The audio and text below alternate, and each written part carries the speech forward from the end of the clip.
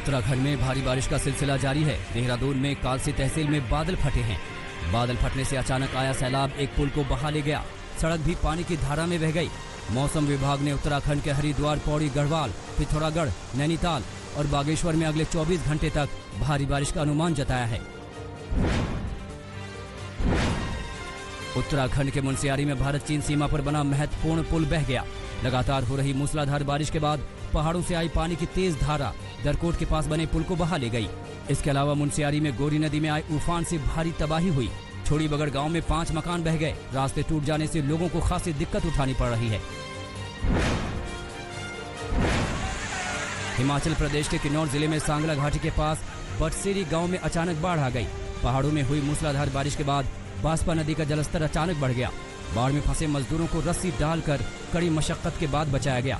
बाढ़ से सेब के बागों को भारी नुकसान पहुंचा है।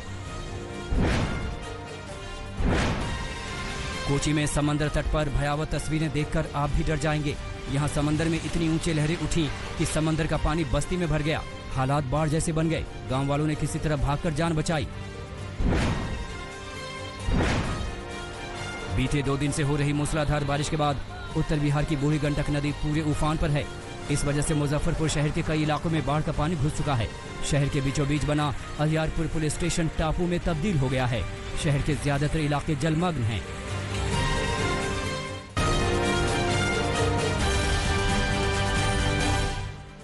शरद पवार ने राम मंदिर के भूमि पूजन को लेकर मोदी सरकार पर तंज कसा है। पवार ने कहा है कि कुछ लोग सोचते हैं कि राम मंदिर बनाने से कोरोना खत्म हो जाएगा।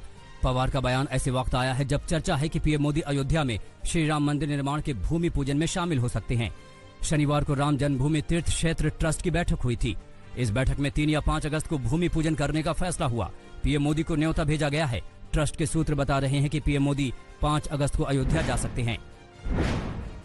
बीजेपी ने शरद पवार के बयान पर सवाल उठाए हैं। बीजेपी प्रवक्ता शहनवाज हुसैन के मुताबिक राम मंदिर निर्माण को कोरोना संक्रमण से जोड़ना सही नहीं है। मोदी सरकार कोरोना के खिलाफ जबरदस्त लड़ाई लड़ रही है और आगे भी लड़ती रहेगी। राम मंदिर का निर्माण लोगों की इच्छा के अनुसार हो रहा है। शहनवाज हुसैन ने शरद पवार को महाराष्ट्र में कोरोना की तेज रफ्तार की याद दिलाई और कहा कि वो उद्धव सरकार को उसके खिलाफ मजबूत लड़ाई के निर्देश दे। देश के कई हिस्सों में मूसलाधार बारिश की वजह से बाढ़ के हालात पैदा हो गए हैं। प्रधानमंत्री नरेंद्र मोदी ने बाढ़ के हालात से निपटने को लेकर असम, बिहार, आंध्र प्रदेश, तमिलनाडु, हिमाचल प्रदेश और उत्तराखंड के मुख्यमंत्रियों से बात की है। प्रधानमंत्री ने इन मुख्यमंत्रियों से राज्य में बाढ़ की स्थिति पर चर्चा की। बाढ़ के कारण पैदा हो रहे हालात से निपटने के लिए पीएम मोदी ने इन राज्यों को हर संभव मदद मुहैया कराने का आश्वासन दिया। मध्य प्रदेश में ये वीडियो सोशल मीडिया पर जबरदस्त वायरल हो रहा है। बताया जा रहा है कि वीडियो में दिख रहे शख्स IPS वीही मधु कुमार हैं। हालांकि इसकी आधिकारिक पुष्टि नहीं हुई है। वीडियो में एक शख्स सोफे पर बैठकर पुलिस वालों से लिफाफा लेता दिख रहा है। लिफाफा लेने के बाद वो जल्दबाजी में उन्हें अटैची में डालता भी दिख रहा है। वीडियो वायरल होने के बाद हटाए गए मध्य प्रदेश ट्रांसपोर्ट कमिश्नर वीही मधु कुमार को भोपाल में PHQ अटैच किया गया है। वीडियो के बहाने कांग्रेस शिवराज सरकार पर निशाना साध रही है। मोदी दुनिया में सबसे ज्यादा फॉलो किए जाने वाले तीसरे राजनेता हो गए हैं। पीएम मोदी के ट्विटर अकाउंट पर फॉलोअर्स की संख्या 60 मिलियन यानी कि 6 करोड़ हो गई है। ट्विटर पर सबसे बड़ी हस्ती बराक ओबामा है। बराक ओबामा को 12 करोड़ से ज्यादा लोग फॉलो करते हैं। दूसरे नंबर पर अमेरिका के मौजूदा राष्ट्रपति डोनाल्ड ट्रंप हैं। ट्विटर पर डोनाल्ड ट्रंप के फॉलोअर्स की संख्या करीब 8 करोड़ 37 लाख है।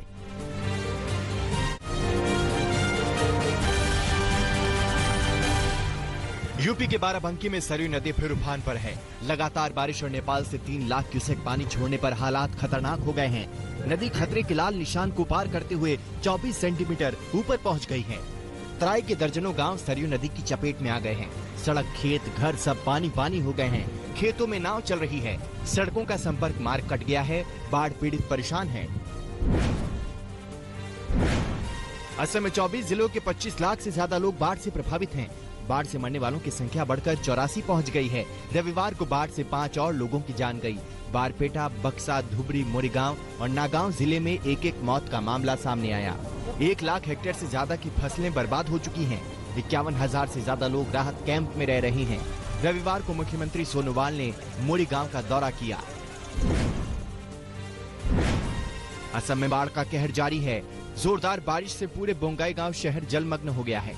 शहर के हर रास्ते, घर, फैक्ट्री, पेट्रोल पंप में पानी भर चुका है। कुछ मामलों में एनडीआरएफ की टीम लोगों को बचाने में जुटी है। वहीं मौसम विभाग ने आज और कल के लिए भारी बारिश की चेतावनी दी है। बिहार के सीतामढ़ी में लगातार हो रही बारिश से शहर पानी पानी हो गया है। शनिवार रात को हुई तेज बारिश से जगह जगह पानी भर गया। नदियों का जलस्तर अचानक बढ़ गया।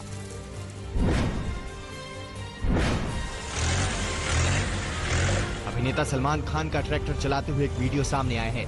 वीडियो में सलमान खेती करते हुए नजर आ रहे हैं। ट्रैक्टर से खेत जोत रहे हैं। इससे पहले भी सलमान खान ने खेती करते हुए अपनी तस्वीर साझा की थी।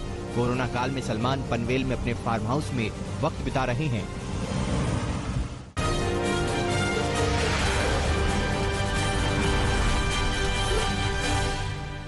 एम्स दिल्ली में स्वदेशी वैक्सीन कोवैक्सीन का ह्यूमन ट्रायल आज से शुरू हो जाएगा। शनिवार को दिल्ली एम्स की एथिक्स कमेटी ने कोरोना वैक्सीन कोवैक्सीन के ह्यूमन फेज 1 ट्रायल को मंजूरी दी थी। बताया जा रहा है कि ह्यूमन ट्रायल के लिए 10 घंटे के अंदर 1000 से अधिक लोगों ने रजिस्ट्रेशन कराया है। फिलहाल दिल्ली एनसीआर में रहने वालों को केवल एनरोलमेंट की अनुमति दी गई है। देश में कोरोना संक्रमितों का आंकड़ा 11 लाख को पार कर गया है। देश में पिछले 24 घंटे में 38,902 नए मामले मिले हैं। ये एक दिन में कोरोना मरीजों की संख्या में सबसे बड़ा उछाल है। महाराष्ट्र कोरोना वायरस से सबसे ज्यादा जूझ रहा है। महाराष्ट्र में पिछले 24 घंटे में 9,518 कोरोना केस मिले हैं, जो अब तक का सबसे बड़ा उछाल है। स्वास्थ्य मंत्रालय के आंकड़ों के मुताबिक महाराष्ट्र में कोरोना संक्रमितों की संख्या अब 3,10,455 हो चुकी है। झारखंड में हेमंत सोरेन सरकार में पार्टनर कांग्रेस पार्टी के प्रवक्ता बिजली विभाग की लापरवाही से भड़क गए। कांग्रेस प्रवक्ता ने रांची के 7 अलग अलग थानों में झारखंड विद्युत निगम लिमिटेड के अधिकारियों के खिलाफ एफआईआर दर्ज करा दी। दिलचस्प है कि इस विभाग के मंत्री खुद मुख्यमंत्री हेमंत सोरेन हैं। बीते कुछ दिनों में बिजली की झूलती तारों से 8 लोगों को झटका लग चुका है। झारखंड में बीजेपी विधायक दल के नेता बाबूलाल मरांडी को 14 दिनों के लिए होम क्वारंटीन में रहना होगा। रांची पहुंचने पर मरांडी के हाथ पर होम क्वारंटीन का मुहर लगा दिया गया और उन्हें घर में ही रहने की हिदायत दी गई। इससे पहले हेमंत सोरेन सरकार ने नई एसओपी बनाई थी। इसके अनुसार बाहर से राज्य में आने वालों को या तो होटल में या अपने घर पर क्वारंटीन में रहना होगा। बरेली के राजश्री हॉस्पिटल और मेडिकल कॉलेज में अचानक छत से झरना फूट पड़ा। ये एक निजी अस्पताल है जहां प्रशासन ने कोरोना संक्रमित मरीजों के इलाज का इंतजाम कर रखा है। पाइप टूट जाने की वजह से मोटी धार सीधे कोविड वार्ड में गिरने लगी।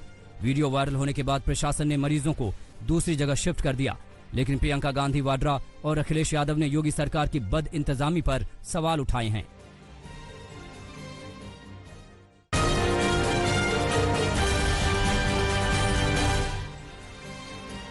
राजस्थान के सियासी ड्रामे में आज अहम दिन है। विधानसभा स्पीकर के नोटिस के खिलाफ पायलट गुट के बागी विधायकों ने हाईकोर्ट में जो याचिका दाखिल की है उस पर सुनवाई होनी है।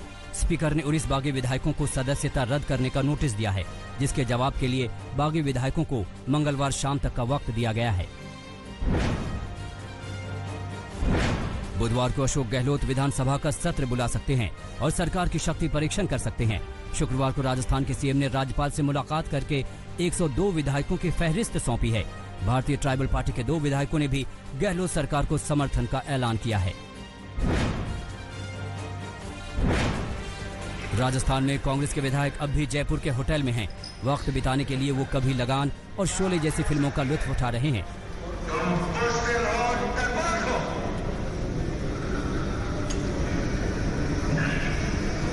तो कभी अंताक्षरी से अपना मन बहला रहे हैं।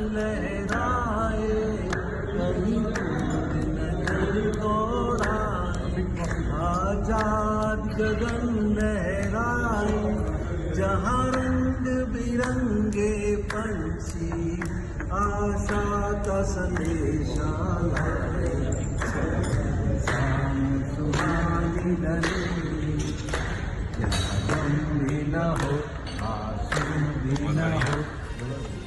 सीएम अशोक गहलोत को जब भी फुर्सत मिलती है वो होटल पहुंचकर विधायकों का हालचाल जरूर लेते हैं। सुनो, मैं इसलिए रुका हूँ, कोई तकलीफ तो नहीं यहाँ पर? ठीक है। राजस्थान के सियासी ड्रामे पर राजस्थान विधानसभा में विपक्ष के नेता गुलाब चंद कटारिया ने कहा है कि गहलोत सरकार को कितने विधायकों का समर्थन है, ये सिर्फ फ्लोर टेस्ट में ही साफ हो पाएगा। सूबे में बीजेपी के अध्यक्ष सतीश पुनिया ने कहा कि हालात पर उनकी पार्टी की पैनी नजर है, लेकिन वो फ्लोर टेस्ट की मांग नहीं कर रहे हैं। बीजेपी के इस बयान पर कांग्रेस ने पलटवार किया और कहा कि उन्हें पता है कि गहलोत सरकार के पास बहुमत है, इसलिए फ्लोर टेस्ट की मांग नहीं कर रहे। कांग्रेस बार बार पायलट को मनाने की कोशिश कर रही है। पार्टी के प्रवक्ता रणदीप सुरजेवाला ने कहा कि पायलट को बीजेपी का दामन छोड़कर किसी भी मुद्दे पर पार्टी के भीतर चर्चा करनी चाहिए। सुरजेवाला ने बागी विधायकों को लेकर भी बीजेपी पर निशाना साधा और कहा कि हरियाणा सरकार ने उन्हें छिपा कर रखा हुआ है। राजस्थान में फोन टैपिंग का मामला तूल पकड़ता जा रहा है। राज्य सरकार ने ऑडियो टेप की जांच के लिए एसआईटी बना दी है। जांच की जिम्मेदारी उसी आईपीएस अधिकारी विकास शर्मा को सौंपी गई है, जो दल बल के साथ भंवरलाल शर्मा से पूछताछ के लिए मानेसर पहुंचे थे। इस बीच केंद्र सरकार ने राज्य के मुख्य सचिव से रिपोर्ट मांगी है। एसओजी के बाद राजस्थान के एसीबी यानी एंटी करप्शन ब्यूरो ने भंवरलाल, संजय जैन और केंद्रीय मंत्री गजेंद्र सिंह शेखावत के खिलाफ केस दर्ज किया है। अब कांग्रेस गजेंद्र सिंह शेखावत के इस्तीफे की मांग कर रही है। ना वो कहते हैं कि हमारी आवाज नहीं है, हम कुछ नहीं प्रीएम्प्ट करना चाहते। हम कहते हैं कि आप रिजाइन करें ताकि इन्फ्लुएंस ना कर सके। केंद्र सरकार के मंत्री के खिलाफ जांच करने के अंदर लोग 2 बार सोचते हैं। सामान्य अधिकारीगण 2 बार सोचेंगे तो आप रिजाइन करें या आपको हटाया जाए और उसके बाद आप वॉइस सैंपल दीजिए। आप अगर जो है वो वॉइस सैंपल साफ नहीं पाया जाएगा तो दूध का दूध पानी का पानी हो जाएगा। आपको कोई घबराने की जरूरत नहीं। उधर कांग्रेस के एक विधायक राजेंद्र गुढ़ा दावा कर रहे हैं कि विधायक खरीद फरोख्त के मामले में गिरफ्तार किया गया संजय जैन वसुंधरा राजे का करीबी है। अशोक गहलोत के करीबियों पर इनकम टैक्स का शिकंजा लगातार कसता जा रहा है। दिल्ली और मुंबई में अलग अलग लोगों के 43 ठिकानों पर छापेमारी की गई है, जिसमें बेनामी संपत्तियों के और दूसरे अहम दस्तावेज बरामद हुए हैं।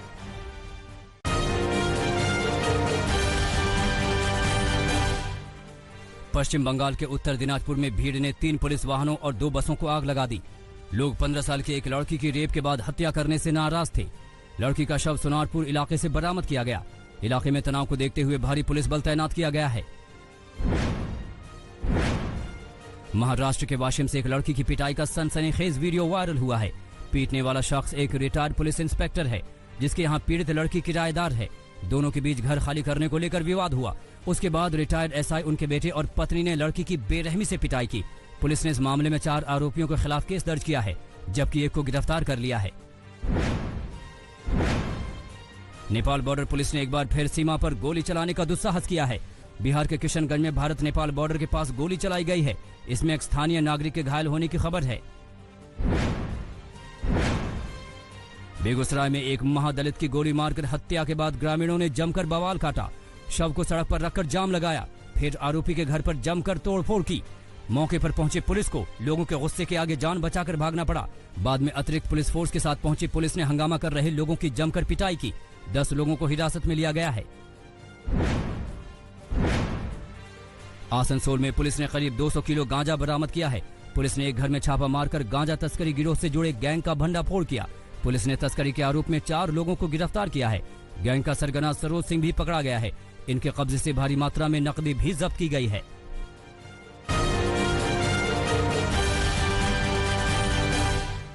यूपी नेपाल बॉर्डर के सोनौरी इलाके से पुलिस ने एक रोमानियाई नागरिक को गिरफ्तार किया है। ये विदेशी अवैध तरीके से नेपाल की सीमा में घुसने की कोशिश कर रहा था। उसे नेपाल पहुंचाने के आरोप में 3 भारतीय एजेंटों को भी गिरफ्तार किया गया है। आईबी और रॉ ने जासूसी के शक में रोमानिया के नागरिक से कड़ी पूछताछ की है। आरोप है कि यह शख्स कई साल से दिल्ली में अवैध रूप से रह रहा था। औरंगाबाद के सरंगा गांव में पुलिस को जान बचाने के लाले पड़ गए। जमीन के विवाद की जांच करने गई पुलिस टीम पर गांव वालों ने हमला कर दिया। हमले में बारून थाने के एसआई और एक होमगार्ड घायल हो गए। पुलिस पर हमला करने वाले गांव वालों की तलाश की जा रही है। लुधियाना में एक नौजवान को पेड़ से बांधकर जमकर पीटा गया। गांव वालों ने उसका मुंह काला कर जूतों की माला पहनाई। दरअसल ये शख्स कुछ दिन पहले एक नाबालिग लड़की को लेकर फरार हो गया था। उस मामले में इसके खिलाफ थाने में केस भी दर्ज कराया गया था। पुलिस ने कानून अपने हाथ में लेने के आरोप में 4 लोगों के खिलाफ केस भी दर्ज किया है। फरीदाबाद में एक निजी कंपनी में ऑक्सीजन सिलेंडर धमाके में 2 सगे भाइयों की मौत हो गई। एक भाई मैकेनिक था और कंपनी में रिपेयर का काम करने गया था। हेल्पर के तौर पर उसने अपने सगे भाई को भी बुलाया था। यह दुर्घटना फरीदाबाद के सेक्टर 6 स्थित केआर कंपोनेंट कंपनी में दोपहर 12:30 बजे हुई। परिजनों की शिकायत पर पुलिस मामले की जांच कर रही है। दिल्ली के निहाल विहार में एक महिला और उनके बेटे और बेटी की घर में हत्या कर दी गई। वारदात के बाद से महिला का पति फरार है, उसका मोबाइल भी बंद है। पुलिस अब तक महिला के पति का सुराग नहीं लगा पाई है। महिला किराए के मकान में रहती थी। पुलिस को घटना की जानकारी महिला के पिता ने फोन पर दी। दरअसल फोन नहीं उठाने पर उनके पिता खुद बेटी के घर पहुंचे, तब जाकर वारदात का पता चला।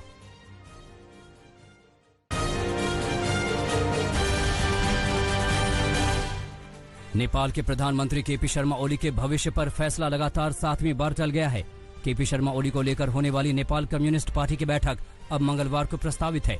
ओली और प्रचंड के बीच इस दौरान 8 दौर की बातचीत हो चुकी है, लेकिन दोनों गुटों के बीच समझौते के आसार नजर नहीं आ रहे हैं। दरअसल पूर्व प्रधानमंत्री प्रचंड समेत एनसीपी के शीर्ष नेताओं ने भारत विरोधी बयानों को लेकर प्रधानमंत्री ओली के इस्तीफे की मांग की है। दिलचस्प है कि ओली 24 जून से लगातार बैठकों से भाग रहे हैं। दुनिया में कोरोना की रफ्तार थमने का नाम नहीं ले रही है। अब तक मरीजों का आंकड़ा 1 करोड़ 45 लाख के करीब पहुंच गया है। वहीं जानलेवा वायरस दुनिया भर में अब तक 6 लाख से ज्यादा लोगों की जान ले चुका है। अमेरिका अब भी इस संक्रमण के मामले में पहले नंबर पर है, जहां मरीजों की संख्या 38,40,000 के पार पहुंच चुकी है। वहीं ब्राजील में मरीजों का आंकड़ा 21 लाख पहुंचने वाला है। अमेरिका के फ्लोरिडा स्थित साउथ बीच डिस्ट्रिक्ट में कोरोना के बढ़ते मामलों को देखते हुए 24 जुलाई तक कर्फ्यू लागू कर दिया गया। वाटर स्पोर्ट्स सहित बार क्लब को भी बंद कर दिया गया है। साथ ही पर्यटकों की आवाजाही पर भी रोक लगा दी गई है। थाईलैंड की राजधानी बैंकॉक में कोरोना के कारण लगे प्रतिबंधों के विरोध में स्थानीय लोगों ने प्रदर्शन किया। प्रदर्शनकारियों ने सरकार के इस्तीफे के साथ संसद भंग करने की मांग की। थाईलैंड में 2014 के बाद यह सबसे बड़ा प्रदर्शन था। कोरोना संकट को सही तरीके से हैंडल न कर पाने की वजह से आलोचना झेल रहे इजरायली प्रधानमंत्री बेंजामिन नेतन्याहू के खिलाफ अब भ्रष्टाचार के मामले में सुनवाई शुरू की गई है। नेतन्याहू पर धोखाधड़ी, विश्वासघात और घूस लेने का आरोप है। रूस की राजधानी मॉस्को में मशहूर अम्यूजमेंट पार्क ड्रीम आइलैंड को 4 महीने के लॉकडाउन के बाद फिर खोल दिया गया है। पार्क खुलने के पहले दिन ही बड़ी संख्या में लोग मौज मस्ती के लिए पहुंचे।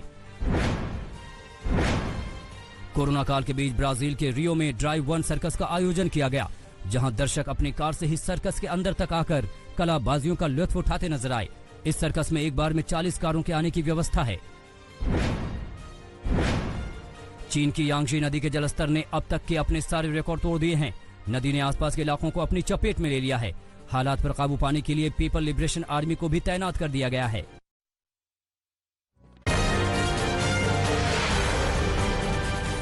नमस्कार, मैं हूं अंजना ओम कश्यप। हमें उम्मीद है ये वीडियो आपको पसंद आया होगा।